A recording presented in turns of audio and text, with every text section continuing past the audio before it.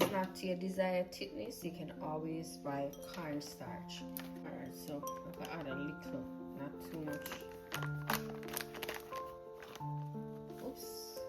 And you want to add a little room temperature water, and then you want to combine it.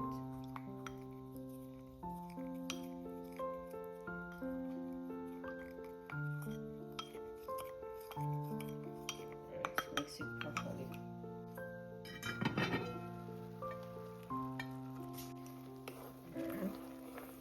Then we're gonna add it to the pot, and this is gonna thicken up the gravy.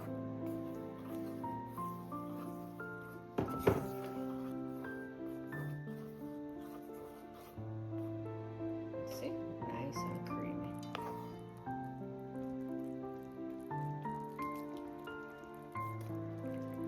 I'm going to add the shrimp to the pot.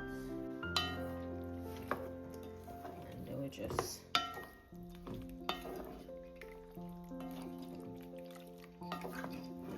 combine this together.